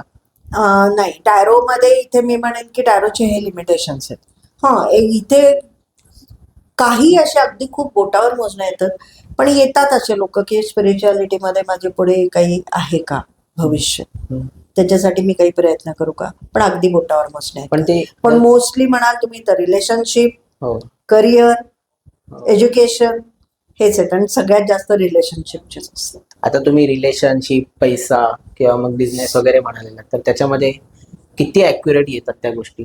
माझ्या ह्यांनी म्हणाल तर 100% येतात. जसं मी समोर नेहमी माझ्याकडे जेव्हा टॅरो रिडिंगसाठी लोक येतात तेव्हा मी त्यांना नेहमी म्हणते, मला हे प्रश्न त्यांच्याकडनं पण विचारले जातात की ह्याच्यात किती खरेपणा आहे. मी म्हणते, हे बघा, करताना मी माझे 100% देते. जर तुम्ही विश्वास 100% ठेवला तर तुम्हाला त्याचं 100% आन्सर मिळणार आहे. तुमच्या विश्वासामध्ये थोडी जरी कमी आली की शेवटी या गोष्टी एनर्जी लेवललाच आहेत. प्रेडिक्शन आणि गाईडलाईन यामधला फरक कसा साधावा? प्रेडिक्शन हे भविष्य तुम्हाला काय असेल हे सांगतं. गाईडलाईन तुम्हाला तुम्ही भविष्य कसं घडवू शकता हे सांगतं. आणि मी म्हणते की टॅरो हे तुम्हाला गाईडलाईन देतं. मी टॅरो बद्दल एक गोष्ट ऐकून होतो, टॅरो ही निगेटिव्ह एनर्जी किंवा काळी जादू अट्रॅक्ट करते. मग त्याबद्दल तुम्ही काय सांगू शकाल? नाही, हे गैरसमज आहेत, असं काही नाहीये. मग कसं आहे की त्याच्यावरचे चित्र हे आपल्याकडचे नाही आहेत. बरं. आणि कुठेतरी मधल्या काळात जेव्हा टॅरो इथे आलं आणि लोकांना त्याचं अट्रॅक्शन वाटायला लागलं, तेव्हा इथले जे आधीचे ट्रॅडिशनल प्रॅक्टिस करणाऱ्या लोकांना थोडंसं ते इन्सिक्युअर झालं की नाही, हां. असंही आहे ना. त्यामुळे मग गैरसमज. कुठेतरी गैरसमज एक निर्माण केला गेला. कारण नवीन नवीन कोणालाच फार त्याच्यातलं काही माहिती नव्हतं. हम्म. पण आता असं झालंय की लोक जेवढी ऍस्ट्रॉलॉजी फॉलो करतात तेवढेच लोक टॅरो पण फॉलो करतात. कारण शेवटी लोकांना अनुभव आलेत ना, प्रेडिक्शन्स करेक्ट आली तेव्हाच अनुभवाने मग शहाणे झालेत लोक. असं आता आपण तो गैरसमज म्हणालेला काळी जादूचा, तर मग आणखी असे कुठले गैरसमज समाजात आहेत टॅरो बद्दल? जसं काळी जादूचा हे एक म्हटला जातो, तसंच प्रेडिक्शन तेवढे अॅक्युरेट नसतात, त्याला लिमिटेशन्स आहेत. ही गोष्ट खरी आहे ना, आणि हे मान्य करावं ना आपण की लिमिटेशन. जसं न्यूमरॉलॉजीला पण लिमिटेशन्स आहेत, ग्रहांवर आहेत. नंबर आणि ग्रह याचं हे एक ठराविक काळापर्यंतच सांगू शकतात. पामहिस्ट्रीला पण लिमिटेशन्स आहेतच ना, की तुमच्या आयुष्यात एखादी घटना घडणार असते तेव्हा ती लाईन डेव्हलप होते तुमच्या हातावर, आणि ती घटना घडून गेली की ती लाईन परत जाते निघून. ओके. हा, ठराविक असतात त्या 4-5 लाईन्स असतात, पण बाकीच्या ज्या छोट्या छोट्या आहेत, एखाद्या ग्रहाच्या उंचट्यावर एखादी डेव्हलप झालेली, हे ती घटना घडणार असते तेव्हा डेव्हलप होते. त्यामुळे या सगळ्या बाकीच्या ज्या आहेत मॉडॅलिटी, त्यांना लिमिटेशन्स आहेत, आणि हे आपण ऍक्सेप्ट करून त्याच्याकडे म्हणजे बघावं असं मी सांगितलं. आता आपण कार्डकडे येऊया. कार्डमध्ये काही कार्ड्स म्हणजे भीतीदायक असे दाखवले जातात, म्हणजे डेथ झालं किंवा मग डेव्हिल झालं किंवा मग टॉवर. त्याच्याबद्दल तुम्ही आणखी स्पष्टपणे सांगू शकाल? हो, मी म्हटलं तसं की मेजर आर्कानाची जी कार्ड्स आहेत, ती ही 22 कार्ड्स ही तुम्हाला तुमच्या आयुष्यातल्या मेजर घटना दाखवतात. आता जेव्हा टॉवरचं कार्ड येतं, मग ते काय आहे टॉवर? तर ते एक जळतं टॉवर आहे. लोक त्याच्यातून उड्या मारतायत खाली. ते कशावर येते? एका वाळूच्या ढिगाऱ्यावर आहे, आणि ते धसतंय खाली. वाळूचा ढिगारा हा धसतो. याचा अर्थ इथे जर एखाद्या व्यक्तीने मला बिझनेस संबंधी काही विचारलं की आता हा बिझनेस मी सुरू करतोय, आणि जर समजा टॉवरचं कार्ड आलं, तर त्याला ते सांगू शकतो आपण की बाबा, तू या बिझनेसमध्ये पैसा लावू नकोस. आज जरी नाही तरी पुढे जाऊन तुला ह्याच्यातून नुकसान होणार. आता डेथचं कार्ड जे आहे, ते डेथचं कार्ड आता चेंजिंग म्हणून दाखवलं जातं. कदाचित लोक घाबरतात होते त्या डेथच्या कार्डला, त्या नावालाच. कारण मृत्यू ही अशी एक हे घटना आहे की ती कोणालाच नको असते. बरोबर. आणि डेथ हे नाव ऐकल्यावरच तुम्ही घाबरता. पण ऍक्च्युअली तसं म्हणाल तर डेथ म्हणजे चेंजच आहे ना. एका स्वरूपातून तुम्ही दुसऱ्या स्वरूपात जातायत. स्पिरिच्युअलिटीमध्ये डेथ हे खूप एक चांगली घटना समजली जाते ना, की आत्म्याचा एक कपडे उतरवून ठेवतो आणि दुसरे घालणार येतो. मग त्याच्याकडे त्या दृष्टीने बघा. म्हणून मग आता त्यांनी त्याचं कार्ड चेंजिंग नाव दिलंय त्या कार्डला. बरं. की ज्याची एक बाजू आहे ती काळी आहे आणि फ्युचरची बाजू आहे ती पांढरी, म्हणजे उजेडाची. म्हणजे एक तुम्ही तुमच्या लाईफ मधला एक पॅटर्न संपवून तुम्ही दुसऱ्या पॅटर्न मध्ये जाणार. मग मृत्यू हे पण तेच आहे ना, फक्त ते लोकांना त्याची भीती वाटते म्हणून त्यांनी आता ते नाव चेंजिंग केलं. पूर्वी ते डेथ होतं. पण आपल्या नॉर्मल ऍस्ट्रॉलॉजी मध्ये आपल्याला डेथ कळतो, तसं आपल्याला टॅरोमध्ये डेथ कळू शकतो का? मी म्हटलं ना, लिमिटेशन्स आहेत त्या. लिमिटेशन. पण अगोदर कळायचे का असे? अगोदर ज्या वेळेला हे सायन्स होतं किंवा मग खूप 100-1 वर्षापूर्वी वगैरे, किंवा त्याच्या अगोदर? नाही, पहिल्यापासून याला लिमिटेशन्स लिमिटेशनच आहेत. पण समजा आता तुम्ही म्हणालेलात की 1 वर्षापर्यंतच आपण बघू शकतो, पण समजा एखाद्याचं दुर्दैवाने एका वर्षाचाच आत मृत्यू असेल तर मग ते कळू शकतं का? नाही, तसं मी खरं सांगू का, कुठलीच मॉडॅलिटी तुम्हाला मृत्यू सांगत नाही. कारण मृत्यू हा माणसाला भीतीदायक आहे. तसं म्हटलं तर युनिव्हर्सच्या दृष्टीने ती एनर्जी चेंजच आहे ना. हम्म. त्यामुळे तिथे आपलं एवढं महत्व युनिव्हर्स मृत्यूला देत नाही खरं सांगायचं तर. नाही, पण मला काय बोलायचं आहे की भले ते युनिव्हर्सिटी नसेल पण तुम्ही भले त्या जातकाला सांगू नका, पण तुम्हाला कळतं का as a tarot card reader नाही, मी वर्षाच्या? आतापर्यंत कोणाचा म्हणजे असा प्रश्न तुमचं नाही, पण असं कोणाला नाही, प्रश्न भलेही नको येऊ दे, पण तुम्हाला असं येतं का, इंट्युशन येऊ दे किंवा मग कार्ड येतं, पण मी नाही सांगत. नाही सांगत. इंट्युशन येतात. बरं, म्हणजे आहे, म्हणजे ते कळू हो शकतं हो, कळू शकतं, कळू शकतं. कारण एनर्जी ती, तुम्ही प्रश्न विचारला तर युनिव्हर्स कडनं उत्तर येणारच आहे, पण हे प्रश्नाचे आम्ही विचारत नाही. पण प्रश्न जरी नाही विचारला तरी पण ते येऊ शकतं. नक्कीच. आता ही झाली डेथ, ही झाली बाउंड्री एक प्रकारची टॅरो कार्ड साठी किंवा कुठल्याही भविष्यासाठी. आपण इट्स नॉट अ एथिकल की तुम्ही एखाद्या व्यक्तीचं डेथ सांगणं किंवा मग एखादी गोष्ट सांगणं, ते एथिकल नाही. तसंच टॅरो कार्ड मध्ये आणखी कुठल्या गोष्टी एथिकल नाहीयेत किंवा मग त्याला बाउंड्रीज आहेत किंवा लिमिट्स आहेत? नाही, मला नाही असं वाटत की दुसऱ्या कुठल्या गोष्टीला लिमिट्स आहेत म्हणून. अच्छा. एक टाइम लिमिट सोडलं बरं. तर तेवढ्या काळामधल्या कुठल्याही बाबतीतल्या घटना तुम्ही सांगू शकता. तर tarot manifestation, law of attraction आणि अफर्मेशनशी कसं जोडलंय? खूप छान प्रश्न हा पण तुम्ही विचारलात. त्याच्यावर मला एक उदाहरण पण देता येईल. मी म्हटलं जसं की मायनर आर्काना जो आहे, आपल्याला असं कायम सांगितलं जातं की आपल्या आयुष्यामध्ये 80% नशीब असतं जे आपण बदलू नाही शकत, जो मेजर आर्काना आहे. आणि 20% फ्रीविल देवाने आपल्याला दिलेलं आहे की हे या जन्मामध्ये तू जे करशील कर्म त्याची फळं तुला मी देणार. ते मायनर आर्काना दाखवतो. ठीक आहे. तर इथे तुम्हाला एखादं कर्म, आणि ही पण गोष्ट आहे की युनिव्हर्स तुमच्या पुढे ना त्याच गोष्टी आणतो ज्या तुम्हाला हव्या असतात किंवा तुमच्यासाठी धार्जिण्या असतात. बरं. सचिन तेंडुलकर म्युझिशियन नाही होऊ शकला, तो क्रिकेटरच आहे. रविशंकर हे क्रिकेटर नाही होऊ शकले, कारण डेस्टिनी त्यांची ती ठरलेली होती आणि युनिव्हर्सची पण ती इच्छा होती. त्यामुळे त्यांचं ते आयुष्य बॅलन्स झालं. प्रत्येक क्रिकेट खेळणारा मुलगा सचिन तेंडुलकर नाही बनू शकत, बरोबर आहे की? असे तर क्रिकेट अकॅडमी किती आहेत, गल्लोगल्ली आहेत, पण सगळेच बनतात का? सगळेच जातात का इंडियन टीम मध्ये? नाही जात.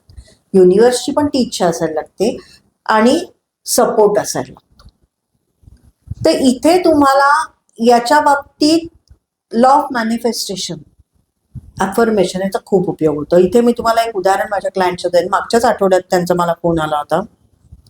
त्यांची शुगर, त्यांनी साधारण 2 महिन्यापूर्वी माझ्याकडे टॅरो रिडिंग केलं होतं. शुगर तेव्हा 400 होती. त्या बाईचं वय 40 वर्ष, वजन हार्डली 50 किलो.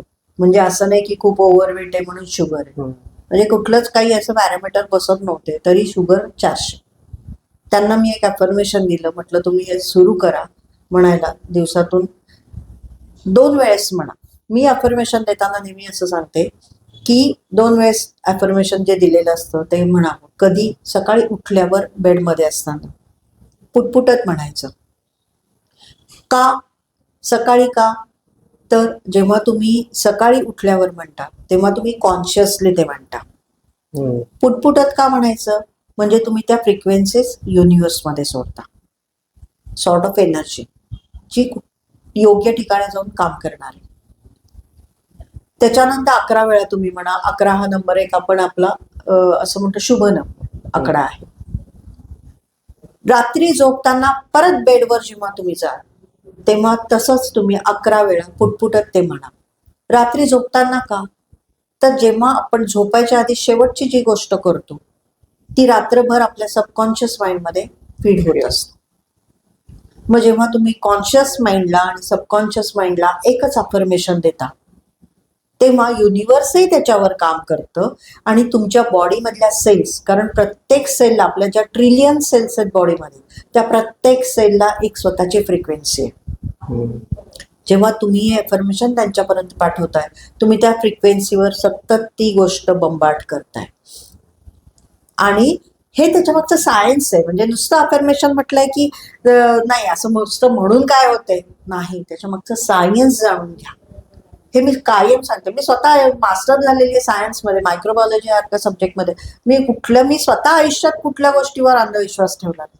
माझं म्हणणं एवढंच, समजावून घ्या की त्याच्यामागे शास्त्र काय.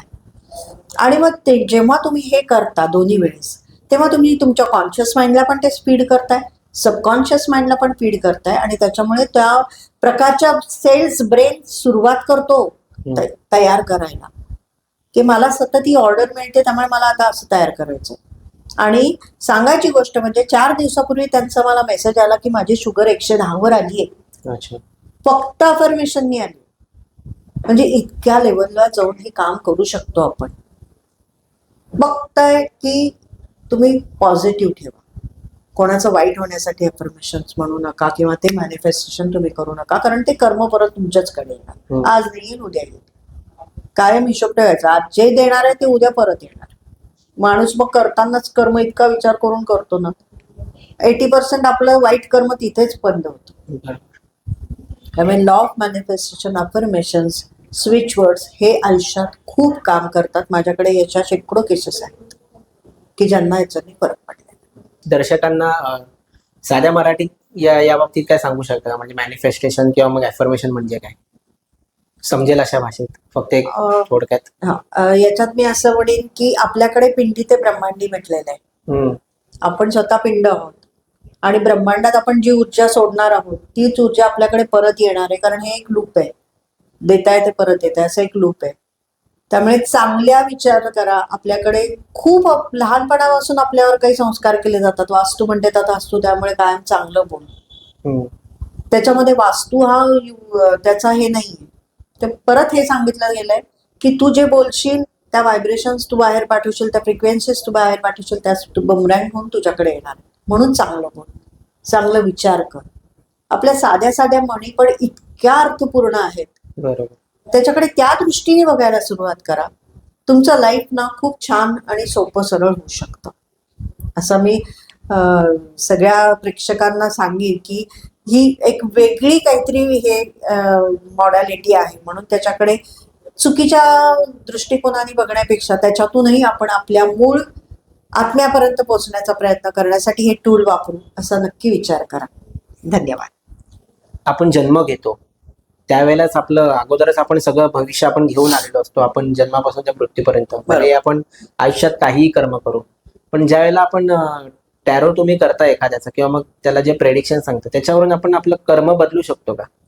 हो, नक्कीच बदलू शकतो. नक्की. एखादा प्रश्न तुम्ही विचारलात आणि त्याचं जर निगेटिव्ह उलट कार्ड आलं, बऱ्याच वेळा असं होतं की पिसताना आम्ही सुलट पिसत असतो, पण जेव्हा डिवाइनला मेसेज काही द्यायचा असतो तो कार्ड उलट येतं. म्हणजे ते सांगितलं जातं की आता जसं पूलचं कार्ड मी मगाशी तुम्हाला सांगितलं, ते जर कार्ड उलट आलं तर ते सांगणार आहे तुम्हाला की अरे तू केअरलेस राहू नकोस. सगळं देवाच्या भरोशावर, आणि मी खाटल्यावर बसलो म्हटल्यावर मला ऐकतं मिळेल असंही समजू नकोस. म्हणजे हा तुम्हाला मेसेज असतो की तू केअरलेस राहू नकोस. तू कोणावर कुत्रा आहे, लॉयलिटी आहे, तुला वाटतंय तू लॉयल आहे, पण तो खरंच आहे का हे पण तू बघून घे. जेव्हा कार्ड उलट येतं ना, ते तुम्हाला हे सगळे हे उलट्या दिशेने विचार करायला लागतात. उलटा कुत्रा आला याचा अर्थ की लॉयलिटी कुठेतरी डगमगतीये का, अच्छा हे बघ. असं. अच्छा, म्हणजे भले आपल्या नशिबात एखादी गोष्ट असली पण आपण आपल्या कर्माने ती सुधारू शकतो. कर्माशिवाय तुमचा म्हणजे कुठल्याच आयुष्यात काही घटना घडत नाही. अच्छा. आणि पेंटॅकल म्हणण्यापेक्षा जे 4 मायनर अर्काना आहेत हे तुम्हाला सतत तेच सांगतात की तू जे कर्म करशील त्याचीच उत्तर आम्ही तुला देणार आहोत. टॅरो मधलं मोस्ट मिसअंडरस्टूड कार्ड कुठलं आहे? डेथ. अच्छा, त्याच्यावरती आपण बोललो. मी म्हटलं तर म्हणूनच त्याचं नाव बदलून आता चेंजिंग केलंय. ओके. की लोकांना ऍक्सेप्ट नाही होत. तुम्ही खूप साऱ्या जणांचे टॅरो कार्ड रिडिंग केलेले असतील, तर मग तुम्ही केल्यानंतर त्यांच्या आयुष्यात खूप सकारात्मक बदल झालेले आहेत असे तुमचे 1-2 केसेस तुम्ही सांगू शकता का त्यातल्या? मगाशी तुम्ही ते शुगरचं एक्झाम्पल तर सांगितलं, आणखी काही किंवा मग एकदम असे अनफॉर्च्युनेट इव्हेंट्स त्यांच्या आयुष्यात घडून गेलेले तुमच्या ह्याच्यामुळे, रिडिंगमुळे? या बाबतीत मी एक साधारण 5-6 वर्षापूर्वीची एक केस अशी सांगेन की युजली असं कधी होत नाही, पण एक मुंबईचे एक जण आले होते, बिझनेसमध्ये खूप लॉस होता हम्म. आणि चांगलं कर्म म्हणजे होतं असं की असं इतकं काही वाईट केलेलं नव्हतं आयुष्यात की एवढा मेजर लॉस व्हावा, कंपनीज बंद पडाव्या. 4 कंपनीपैकी 3 बंद पडल्या होत्या, एकावरच चालू होतं आणि खूप मेजर फायनान्शियल लॉस होता. ते जेव्हा त्यांचं मी केलं कार्ड रिडिंग, तेव्हा कार्ड रिडिंग करताना त्यांचं पास्ट लाईफ ओपन झालं. ओके. इंटिट्यूव्ह ह्याच्यातच झालं मला ते, आणि त्याचं त्यांना सांगितलं गेलं. म्हणजे ही खूप रेअर केस आहे की टॅरोमध्ये, पण तो डिवाईनचा त्यांना आलेला मेसेज होता की तुझं हे मागच्या जन्मीचं कार्मिक आहे म्हणून तुला आज इतका इश्यू झालाय. पण हा मेसेज त्यांना का आला, कारण त्यांचं या जन्मीचं कर्म चांगलं होतं म्हणून डिवाईननी पण त्यांना हेल्प केली. बर. युनिव्हर्सची इच्छा नव्हती की या माणसानी पूर्ण गाळ्यात जावं, का तर या जन्मामध्ये त्यांनी भरपूर दानधर्म जेव्हा पैसा होता तेव्हा केलेला आहे. मग आता ही वेळ आली की आपण ह्याला थोडंसं वर उचलू. मग त्याच्या बाबतीतनं त्यांना सांगितलं गेलं की तुम्ही आता पुढचे कसे डिसिजन्स घ्या की तुम्हाला ह्या लॉसमधनं बाहेर पडता येईल. आणि तो एक माझा खूप आयुष्यातला माझा वेगळा एक अनुभव होता की पास्ट लाईफ ओपन झालं. आणि आज मला अगदी सांगायला आवडेल की त्यांच्या 3 ज्या बंद पडलेल्या होत्या त्यातल्या 2 सुरू झाल्यात, एक अजून नाही सुरू झाले, पण 2 तरी कंपनीज त्यांच्या सुरू झाल्यात. म्हणजे त्यांनी जे काय रेमेडीज त्यांना सांगितलं गेलं त्यांना रेमेडीज झाल्या. ऍक्च्युअली टॅरोमधनं अशा रेमेडीज येत नाहीत, पण त्यांना रेमेडीज पण सांगितलं गेलं की युनिव्हर्सने त्यांना खूपच फेवर केलं त्यांच्या कर्मामुळे. आणि त्यांना तो एक मला अगदी आवडेल हा अनुभव शेअर करायला. एका स्ट्रॉंग टॅरो कार्ड रीडर मध्ये कुठले गुण असावेत? एक तर तुमचं स्पिरिच्युअल बेस पाहिजे, काहीतरी तुमची रोजची साधना पाहिजे कुठल्याही प्रकारची, जे तुम्ही जर कुठल्या गुरूंना फॉलो करत असाल तर त्या गुरुमंत्र असतो त्याचा एक ठराविक जप पाहिजे, मेडिटेशन पाहिजे. कर्म करताना तुम्ही शक्यतो बघा की आपल्या हातून चुकीचं काही होणार नाही. निदान चांगलं नाही घडलं ना तरी चालेल, पण निदान कोणाचं वाईट होणार नाही एवढं तरी तो अवेअरनेस तुम्ही ठेवा. कारण तुम्ही जर लोकांना हील करणार असाल, इट्स सॉर्ट ऑफ हिलिंगच आहे ना, की आज तुम्ही एखाद्या व्यक्तीला सांगताय की ही गोष्ट तू करू नकोस किंवा ही गोष्ट तू कर, तेव्हा ते एक हिलिंगच आहे. मग त्याच्यासाठी तुम्हाला तुमची पॉवर वाढवल्याशिवाय तुम्ही दुसऱ्याचं हिलिंग काय करणार. त्यामुळे हे काही पाळायला लागतात. पूर्वी खूप होतं याच्यावर, म्हणजे आपल्या ह्याच्यात ज्योतिषशास्त्रात असं सांगितलं की मागे पण मी माझ्या एका 2 पॉडकास्टमध्ये हे बोललेलं आहे की परान्न खाऊ नये किंवा पहाटे ब्रह्ममुहूर्तावर उठून साधना करावी. पण आता काही तेवढं काळानुरूप शक्य आहे असं नाही. त्यामुळे त्या ह्याच्यात न पडता जेवढं शक्य आहे तेवढं एक निदान 1 तासभर तरी रोजची स्वतःची साधना असावी तुमची, एवढं नक्की गरजेचं आहे. समजा आता माझं एक्झाम्पल घ्या, म्हणजे मी जस्ट एक्झाम्पल म्हणून विचारतोय तुम्हाला. समजा माझा याच्यातलं काहीच बॅकग्राऊंड नाहीये, माझं शिक्षण वेगळं झालंय, पण मला असं वाटलं की मला टॅरो कार्ड शिकायचंय, तर मी शिकू शकतो? हो, शिकू शकता ना. कोणीही टॅरो कार्ड शिकू शकतो. शिक्षणाचीही अट नाहीये त्याला? नाही, ऍब्सोल्युटली नाही. कारण ही सगळी मॉडॅलिटीच वेगळी आहे ना. तुम्ही सांगा ना, आता तुम्ही समजा इंजिनियर असाल, तुमच्या आणि या कार्डचा काही संबंधच नाहीये ना. त्यामुळे हे पूर्ण नवीन शिक्षण आहे. आपण एक पॉझिटिव्ह अप्रोचने, आणि शिकताना मला लोकांना मदत करण्याच्या हेतूने शिकायचंय. भले तुम्ही त्याच्यातून एनर्जी एक्सचेंज घ्या, पण लुटू नका. आणि चांगल्या भावनेने केलं तर डेफिनेटली युनिव्हर्स तुम्हाला मदत करतं त्याच्या बाबतीत. टॅरो कार्ड जर बोलत असतील तर तुम्ही एक मानवजातीला एक युनिव्हर्स म्हणून काय सल्ला द्याल? कर्म चांगला ठेवा, तुम्हाला डेफिनेटली रिझल्ट चांगले मिळतील. कारण तुम्ही जी गोष्ट करताय, आपल्याला असं वाटतं की हे मी करतोय, पण नाही. प्रत्येक गोष्ट ही तुमची डिझाईन केलेली आहे. सोलचा जो एक पॅटर्न आहे तो सगळा ठरवला गेलाय की या जन्मात तुमच्याकडनं काय करून घ्यायचंय. मी मगाशी म्हटलं तसं 80% नशीब आहे, 20% फ्री विल आहे. त्या 20%वर जास्त भर द्या. त्याच्यात तेवढी ताकद आहे की त्या 80तला तुम्ही फरक करू शकता. इतकी आपल्या फ्री विल मध्ये देवाने ताकद दिलेली आहे, युनिव्हर्सल एनर्जीने ताकद दिलेली आहे. त्यामुळे चांगलं कर्म करत राहा, तुम्हाला त्याचा फायदा नक्कीच होईल कुठल्या ना कुठल्या रूपाने. एखाद्या व्यक्तीचं कर्म खूपच वाईट आहे, पण तो तुमच्याकडे रिडिंगसाठी आला, तर मग तुम्हाला ऍक्युरेट रिझल्ट येतात? हो. कर्म वाईट किंवा चांगलं, मी जजमेंटल नाहीये ना. युनिव्हर्स कडून तसं येत, ते युनिव्हर्स ठरवतो ना काय करायचं ते, मी फक्त माध्यम आहे त्याच्यात. बरं.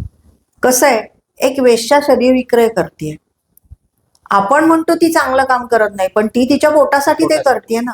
नाही पण त्यामुळे ते आपण झालं- जजमेंटल होऊ शकत नाही की ती करते ते योग्य आहे का अयोग्य आहे. बरोबर. आपण एका दृष्टीने बघतोय, ती दुसऱ्या दृष्टीने. बरोबर. ती म्हणते मी नाही हे केलं तर माझी मुलं पोट उपाशी राहतील, तुम्ही येणार आहात का त्यांचं पोट भरायला? नाही ना. त्यामुळे तिच्या दृष्टीने ते योग्य आहे, पण आपल्या आजकाल आपण दृष्टीने बघतो चुकीचं की आहे. विचार न करता कर्म केले जातात, म्हणजे खूप वाईट कर्म केले जातात. आपण साध्या मनाला आपल्याला त्रास होतो असे विचार, असे कर्म केले जातात. पण अशा व्यक्तीच्या बाबतीत मी विचारतोय, आहे ना, त्याचा कर्माचाही येणारच ना तुम्हाला. पण शेवटी शिशुपालाचे पण 100 अपराध झाल्याशिवाय श्रीकृष्णाने हात नाही लावला ना. तसं ती गोष्ट आंबा पिकायला तेवढा वेळ तर देत, युनिव्हर्सल एनर्जी देत असते. ठीक आहे, चालू दे तुझं, चालू दे, आज नाही उद्या कधीतरी तर सापडशीलच ना, कधीतरी तर ते कम्प्लीट होईलच ना तुझं कार्मिक. बरोबर. मग त्याच्या पुढे तुला रिझल्ट मिळणार आहेत, मध्ये चांगलं असेल नाही तर वाईट असेल. पूर्ण फळ पिकल्याशिवाय त्याचं हे कोणी खात नाही, तसं आहे ते. 100 अपराध झाल्याशिवाय मग ते चांगले असतील, 100 चांगले कर्म, तर त्याचं तुम्हाला खूप छान फळ देतील. नसेल तर फटके. साधं गणित आहे युनिव्हर्सचं. बरोबर. शेवटी कर्माचाच हिशोब. कर्माचाच हिशोब आहे, सगळीकडे कर्म येऊन थांबतं. आणि मी हे जास्त एवढं का बोलू शकते, कारण मी टॅरो रिडिंग जसं करते तसं आकाशिक रिडिंग पण करते. आणि आकाशिक रिडिंग मध्ये मेनली जेव्हा लोकांच्या कर्माची फळं, कित्येक जन्म आधीच्या कर्माची फळं जेव्हा बघितली जातात ना, तेव्हा अक्षरशः आपल्याला कधी कधी थरका पडतो की काय बापरे, 4 जन्म आधीचं केलेलं कर्म आता भोगतोय आणि इतक्या वाईट परिस्थितीत भोगतोय. देव कशाला कर्म, म्हणजे देव सोडतो पण कर्म नाही सोडत तुम्हाला, असं आहे. म्हणून तो अवेअरनेस आता तरी आपण ठेवूया की निदान चांगलं कर. As a tarot card reader म्हणून तुम्ही स्वतःचं रिडिंग करू शकता का? नाही मी करत. एक तर मी म्हणते जे माझ्या गुरूंची इच्छा असेल ते करतील, त्यामुळे मी स्वतःच तर कधीच करत नाही. पण मी फॅमिलीचे पण नाही करत, कारण कुठेतरी ना तुमचे इमोशन्स येतात. बरोबर. डॉक्टरला जसं स्वतःच्या फॅमिलीतल्या कोणाचंही म्हटलं तर हात कापेल, तसं असतं थोडं. त्यामुळे मी नाही करत, स्वतःच्या फॅमिलीतल्या कोणाचं नाही करत. तुम्ही नाही, पण असं आपण स्वतःच करू शकतो का? असं करू शकतो, करणारे करतातही, मी नाही करत. बर. जाता जाता तुम्ही आपल्या दर्शकांना शेवटचं काही सांगू शकाल, 2 शब्द? कर्मावर विश्वास ठेवा, गुरुवर विश्वास ठेवा, त्या डिवाइन एनर्जीवर विश्वास ठेवा. तुम्ही जे कराल तेच तुमच्याकडे येणार आहे. त्या परमात्म्याचा अंश तुमच्यात आहे, तो आत्मा तुमच्यात आहे. त्याला जेवढं प्युअर ठेवाल तेवढं आयुष्यात तुम्हाला सक्सेस आणि समाधान मिळेल. खूप छान माहिती मॅडम तुम्ही आपल्याला दिली, आणि मुळात म्हणजे तुम्ही वेळात वेळ काढून आपल्या पॉडकास्टला उपस्थित राहिला, त्याच्यामुळे तुमचे खूप मनापासून आभार. आणि हीच आशा व्यक्त करूया की आपल्या पॉडकास्ट मधून आपल्याला खूप साऱ्या म्हणजे आपल्या दर्शकांना खूप साऱ्या गोष्टी कळल्या असतील, आणि नक्की. कर्म म्हणजे काय आणि आपण कर्माने कसं वागावं हे तुमच्यामुळे आज आपल्या दर्शकांना कळलं असेल. तर मंडळी, याच नोटवरती मी हा पॉडकास्ट थांबवतो. जाता जाता मला खास उल्लेख करायला आवडेल, म्हणजे जसं मॅडम कर्माचं म्हणालेलं आहे, तसंच माझं जे कर्म आहे युट्यूब, त्या युट्यूबमुळे मला खूप माणसं जोडले गेले माझ्या आयुष्यात, आणि खूप सारे चांगले व्यक्ती माझ्या आयुष्यात जोडले गेले. आणि ज्या वेळेला मला हा पॉडकास्ट शूट करायचा होता, ते काही कारणास्तव आम्ही जो एक व्हेन्यू ठरवलेला, म्हणजे एक ठिकाण ठरवलेलं, ते ठिकाण आम्हाला काही कारणास्तव जमलं नाही. आणि पुण्यात हा मला पॉडकास्ट शूट करायचा असल्यामुळे पुण्यात मला तसं काय अवेलेबल नव्हता सोर्स. पण एक मी फोन लावला फक्त, दिलीप जोशी म्हणून, पुण्यातल्या सदाशिव पेठेत लक्ष्मी नृसिंह मंदिर आहे, त्या लक्ष्मी नृसिंह मंदिराचे ही मालक आहेत.